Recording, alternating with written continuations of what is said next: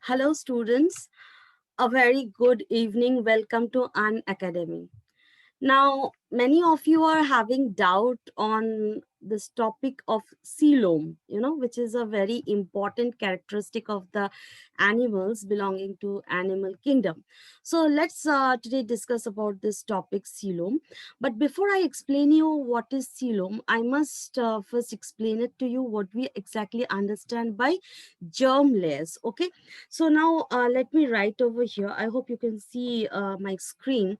So I'm just writing over here germ layers. Okay, germ layers. Now what are these germ layers? These are the first tissues. Okay, first tissues first tissues formed during embryonic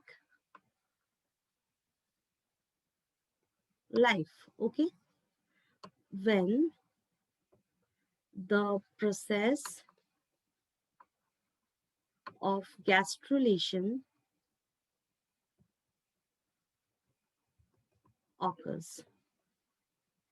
Okay, children, it's clear. It's like when we are having this embryo, which is formed by union of the male gamete and the female gamete, when we are getting this zygote first, then definitely the zygote starts from one cell structure to two cell structure, then from two cell structure to 4, 8, 16, which is a modular, what we know. In this way, the tissue, like in this way, the cells, many cell structures we are getting, and when it is sufficiently big size, then it decides to undergo the process of gastrulation when the first tissues are being formed. Okay, now by the process of gastrulation, the tissues or the first tissues that we get, they are only known as the germ layers. Okay, now what are the germ layers that we exactly get? We are having three germ layers. Now these three germ layers, now do you think that it will be present always three germ layers in all the animals?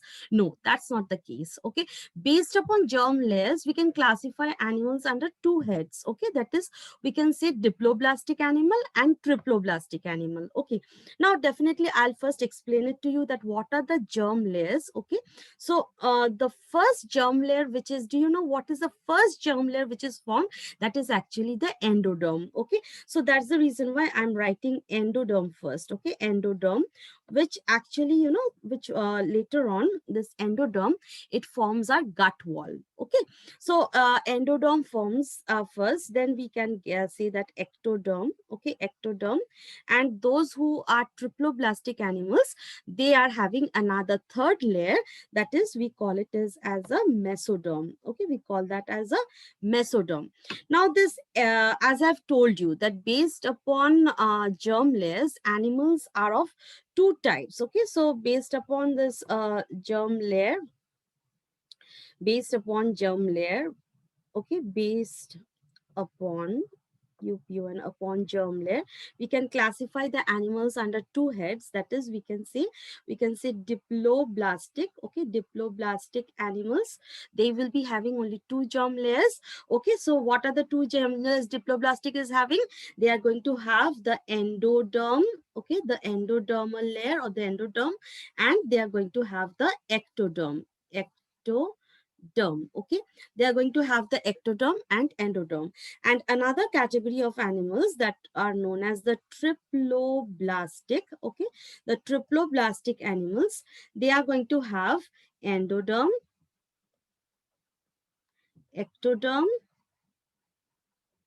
and a third layer that is going to be called as the mesoderm. Okay, is it clear, children?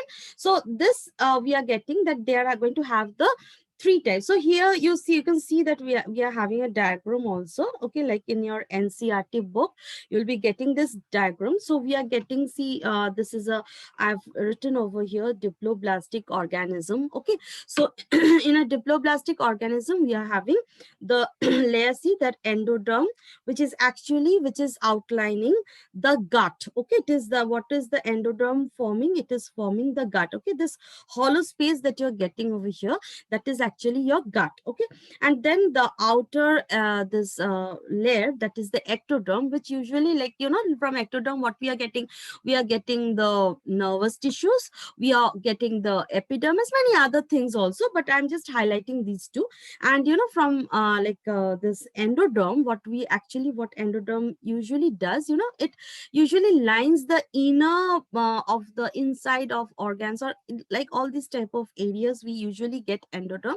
And moreover, we find that it is forming the gut wall. Okay, so here we are finding that this outer layer, it is written as the ectoderm, and we are getting endoderm. Now what about this pink color layer that you're seeing? That is the mesoglia. What is it written? Okay, now what is actually this mesoglia? Okay, like this mesoglia, this is actually an undifferentiated layer. You see, you are not finding any cell, right? Isn't it? So you're not finding any cell over there. So that is an undifferentiated. Okay, so it is an undifferentiated and undifferentiated layer. Okay, it is known as the mesoglia. Okay, where do we find the mesoglia? We will be finding in the diploblastic animals. Okay, the reason is that they are not having the mesodermal layer. Okay, so the layer in between the ectoderm and the endoderm will be getting the mesoglia. Okay, now let us refer to the next diagram, where you can compare the diploblastic and triploblastic organisms. So over here we are getting in the triploblastic, you see that we are getting a third layer, which is named as the mesoderm. Now in case of, like, I'm going to mention you about that which animals we exactly found to be diploblastic. Now children, like in animal kingdom, your animal kingdom is actually starting with porifera, isn't it so? But never mention porifera. Okay, like the reason is that that porifera, they don't have the tissue level of organization, isn't it so? They are having cellular level of organization. So children, if you have to say that like diploblastic organism, you have to put an example as the Cnidaria. Cnidaria. Okay, Cnidaria. Okay, who this Cnidaria, now you all must be knowing this Cnidarians are also known as Coelenterata. Okay, so these Cnidarians are also known as Coelenterata. The reason is that the coelenteron, okay, because of the occurrence of this gastrovascular this cavity in them, that is the coelenteron. That's the reason why we call it as the Coelenterata. Okay. Now another like example, you can say diploblastic. Okay, that is the Ctenophorans. Okay, Ctenophora. Okay, so Coelenterata or Cnidaria and Ctenophora. These are the two examples of your diploblastic. Now the first triploblastic animal that you get. Okay, so when we are saying the triploblastic organization, we'll be mentioning the example of the triploblastic organism. That is, we will be saying it is from Platyhelminthes,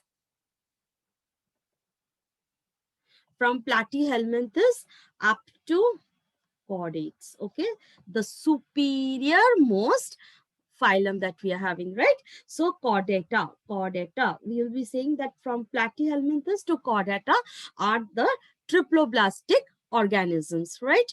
Okay, understood. Now I'm going to come to this point that now we are supposed to, this was all about the germ layers. Okay, now we were supposed to understand what is coelom. Okay, now first let me write the definition of coelom. Okay, so I'm writing coelom. What is coelom? Coelom, you will say that coelom is a body cavity. Okay, what is coelom? You will say that coelom is a body cavity which is lined by mesoderm. Okay, we will say that the body cavity, coelom is a body cavity lined by mesoderm, mesoderm. Okay, so this coelom is a body cavity lined by mesoderm, and where it is going to lie? It is going to lie in between the body wall and the gut wall. So I'll write that also, that you can say that it lies or you can also say it is found between it is found between the body wall and the gut wall. Okay. Okay, children, now see what is this actually then, that like say let's say that suppose that I am drawing over here, say this pink area that I am drawing. Let me say that this is my mesodermal tissue. Okay. And let's say that this green color area which I am drawing, let's say that this is our ectoderm layer. Okay. And again I am drawing a yellow portion. Okay. So let me say that this is the endoderm. Okay. So what I have said, that let's say that if this is the endoderm, that means it is lining the gut. Okay. So endoderm, let me say that this is endoderm, let me say that this is mesoderm. Okay. And let me say that this is the ectoderm. Okay, ectoderm. So now I'll say that then if you have to say that a coelom, if you have to draw a coelom, so what I'll do, I'll simply draw like this a body cavity. Okay. So children, you can see that here I'm having, say this one, I'm saying that this is a cavity. Okay. So this body cavity, okay, this is the body cavity.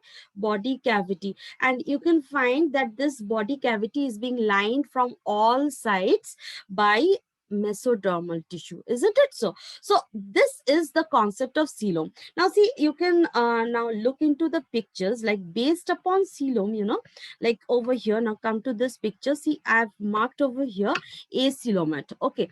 So based upon coelom, again animals can be classified under three heads. Okay. That is, we can say coelom, coelomates, that is those who are having the coelom.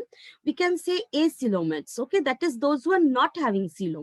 And again we can say pseudocoelomates. Okay. That is again I have to explain it to you what is it about, but let me first discuss about the acoelomates. Now first and foremost, this like when I have to say this acoelomate, now these animals, though they are triploblastic. Now children, one thing you have to be very sure of, that many people, they they call like even the diploblastic animals, amongst the diploblastic animals also, they say that acoelomate. Okay, like if coelom is not present, they'll be saying that acoelomate. But ideally, you should mark acoelomates to be such an animal who is triploblastic but is not having a coelom. That means this poor animal is having the mesoderm layer but is not having the body cavity which is lined by the mesoderm layer. Okay. So that's the reason why the first triploblastic animal, okay, the first triploblastic animal that is coming under the phylum Platyhelminthes, okay, that is, we know that are tapeworms, because they are the flatworms. Okay, they are the, like, amongst the Platyhelminthes, we know that the flatworms, or we can say the tapeworms. Okay, tapeworm, flatworm. Okay, like we say these are under the Platyhelminthes. These poor animals, what is happening, as the body is flat, that's the reason why they are not like having the body cavity. Rather, that the if a body cavity is at all being created also within this mesoderm, they are filled up with parenchymatous tissue. Okay. So body cavity in case of the acoelomate animals, body cavity lined up by mesoderm is lacking, as it is filled up with parenchymatous parenchymatous tissues. Okay, as it is filled up with parenchymatous tissues, that's the reason why the body cavity is lacking. Okay, like if I'm saying that, see over there, there's a chair, you can sit over there. Okay, but you are finding that the chair is filled up with books, then you'll say, where ma'am we will be sitting, isn't it so? So it is almost like that, that they are having a space, a body cavity, sort of a body cavity is present, but that is filled up with parenchymatous tissue. That's the reason why we are not getting any cavity over there. Okay, so that's the reason why the platyhelminthes or the flatworms, they are going to be considered as the acoelomates. Okay, clear? So now next we are going to discuss about the pseudocoelomates. Now what is the matter with pseudocoelomates? So let us now focus on this particular diagram, children. Let's say that this I'm just a second, I'm highlighting on this picture. Okay, so in this picture you see that with a blue I have marked these areas. Okay, these are the patchy, patchy tissues we are getting. Okay, so over here with blue, what I am marking this particular area, actually these are the mesoderm. Okay, these are the mesodermal tissue. Okay, these are the mesoderm. Whatever you're getting over here, it is mesoderm. I'm marking it as M. Okay, this is also a piece of mesoderm. Again, this is also a piece of mesoderm. Do you understand? Mesoderm is present here also. Okay, it is a triploblastic animals cross section we are getting. Mesoderm is present here also. But what is the problem? The problem is, why is it that we are not being able to call it as a true coelom? The reason is that the body cavity, you see that here we are getting a body cavity. Okay, here we are getting a body cavity. Here say we are getting a body cavity. Here we are getting a body cavity. Again here we are getting a body cavity. But what is the problem? You see that the body cavity on this side and this side, it is having mesoderm, but on this side it is having, I hope you can see my line, this side it is having the ectoderm, right?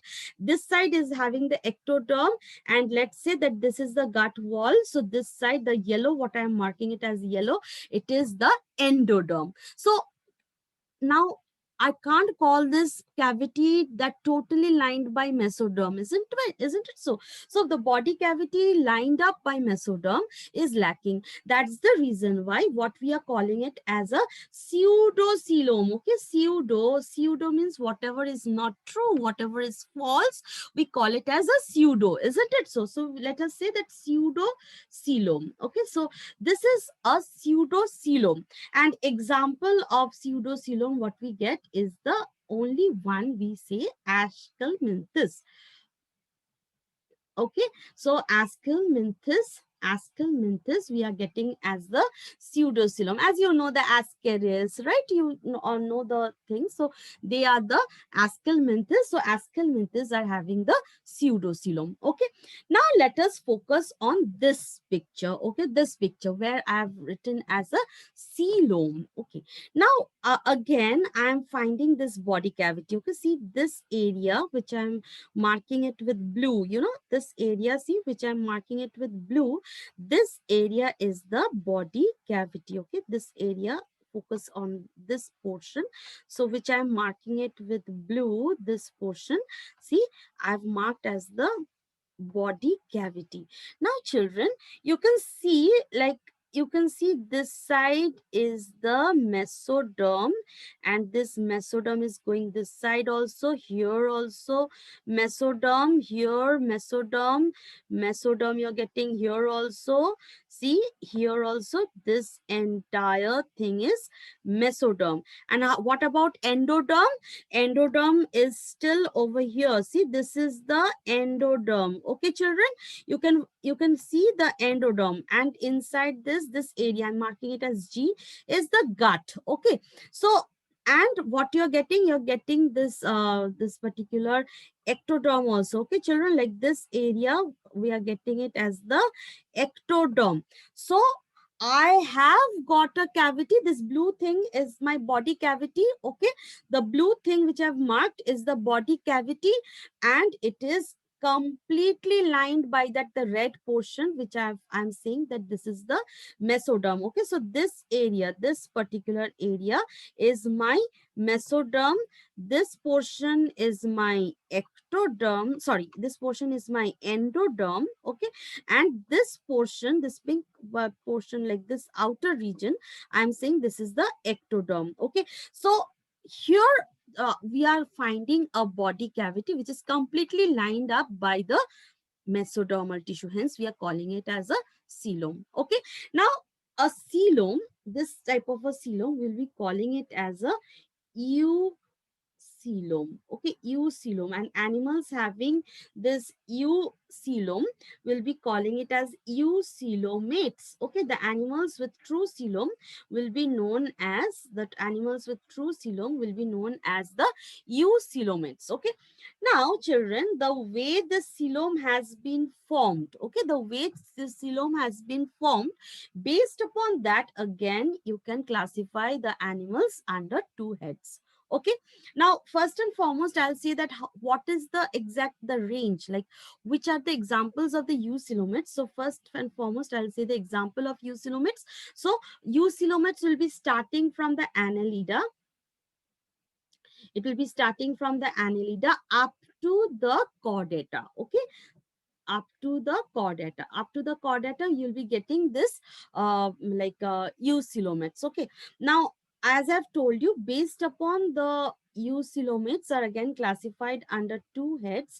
One we can call it as the caesocoelomates, caesocoelom or caesocoelomates. Okay, and another we can call it as the enterocoelomates.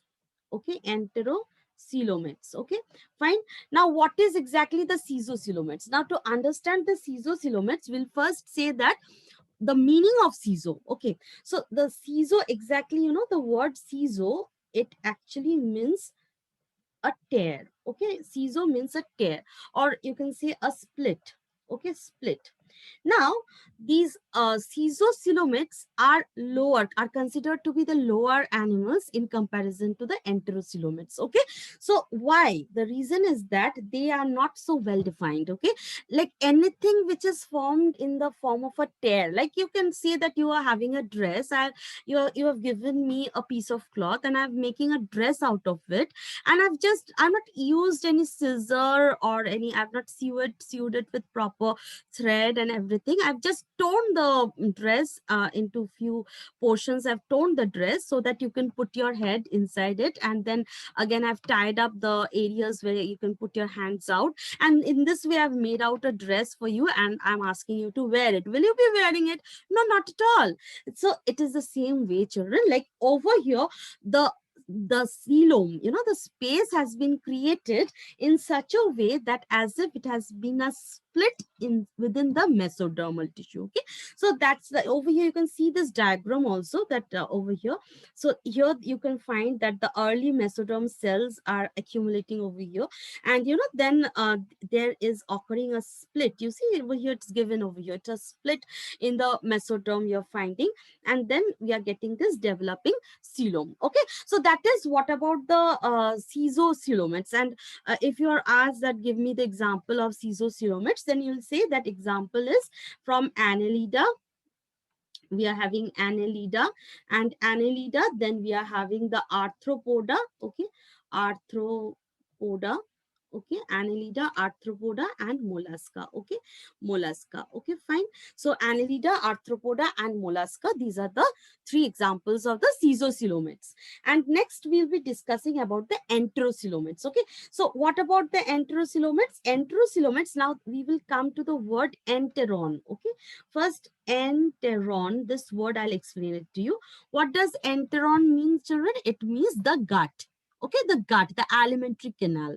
Okay, so when the coelom is formed along the wall of the alimentary canal, okay, so that is the where you are getting this enteron. It means what? It means alimentary canal. Okay, alimentary canal.